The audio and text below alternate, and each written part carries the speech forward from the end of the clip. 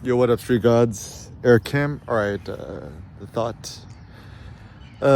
Some practical thoughts on like conquering the fears in street photography to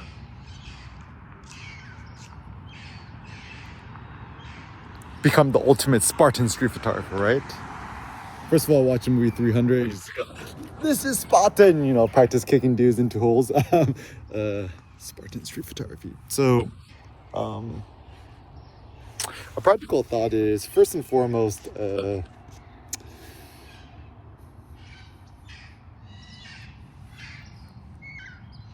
kind of like don't be afraid of failure or success. Just be more interested in the attempt. So for example,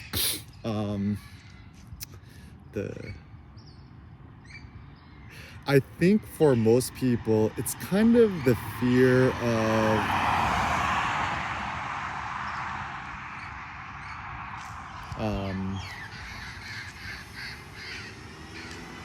how do you say this?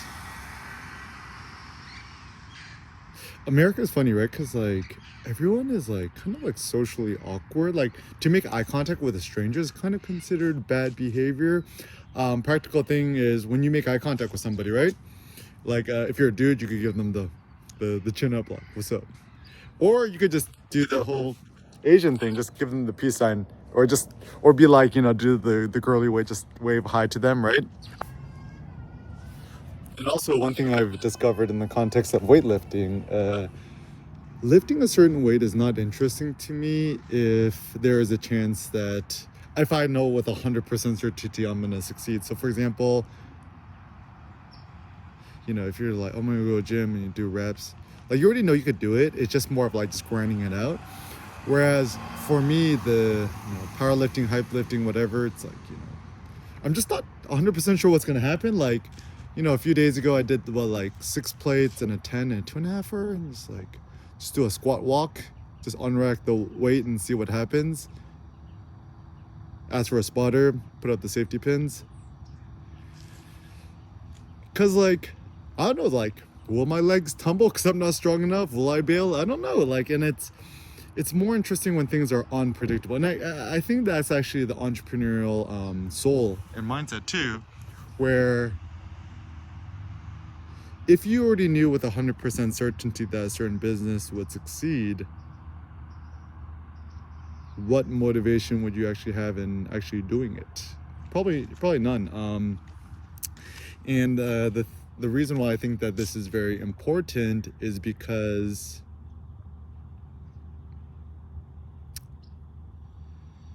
everyone wants certainty and everyone wants to hedge against uncertainty, thus insurance. But isn't life more interesting when it's unpredictable? Right? Like people like to go slot machines and casino because you don't know what happened. Also, when you watch a movie, like if you already knew what's going to happen with 100% certainty, do you have a motivation to watch a movie? Probably not, right? And sports, right? People like sports. If you already knew 100% certain who's going to win the game, would you watch the game? Probably not, right? And so it's kind of risk, uncertainty, and chance, which makes things interesting. And maybe what gives us our adrenaline. It's also funny too because like fear, danger, adrenaline, it's kind of like it's all kind of intertwined. Even if you watch a movie 300 or Zack Snyder or the Frank Miller comic book, the OG one,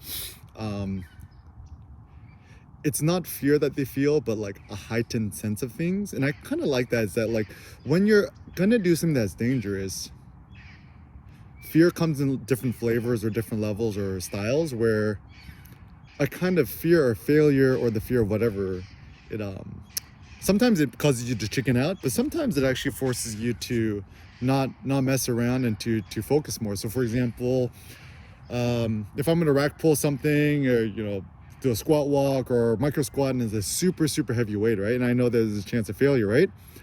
I need to get into a crazy Zen mode where I funnel and focus 100% my focus. Because, people are, oh, you're going to hurt your back, or, you got to take, oh, you're going to fail, whatever, right? So then you have to 100% focus and hype yourself up and get into the Zen zone so you don't fail. So actually, in that sense, the heightened sense of things from hyping yourself up or Zen zone focusing adrenaline is actually a good thing. So adrenaline is actually a good thing. So like, so for example, if you're a race car driver, I mean, I've never raced a car, but I can imagine if you was like Senna or somebody, McLaren, Bruce McLaren. If you're racing, you ain't finna text while going through a corner at like 200 miles an hour, right? Like you have to be 100% focused.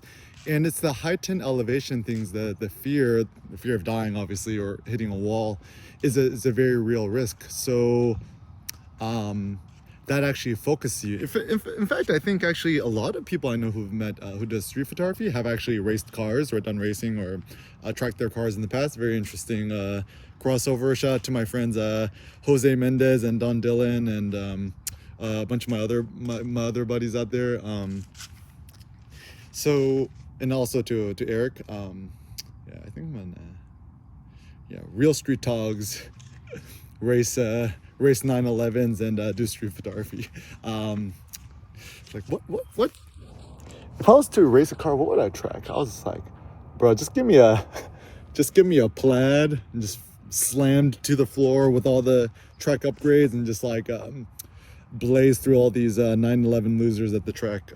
I saw a 911 GT3 RS at the just off at Freeway High entrance, and it looked gangsta, it looked cool, but I'm just like, Porsche should have gone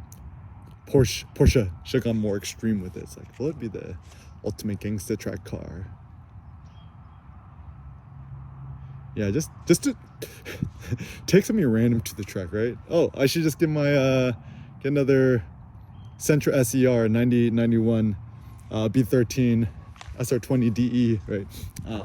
My high school car. But anyways, so yeah, and I would actually say next time you see something you want to photograph and you feel the fear, reinterpret that fear as enthusiasm, because fear and enthusiasm are intertwined. So for example, let's say you're somewhere and you see a pretty girl, pretty lady. Let's say you feel fear, right?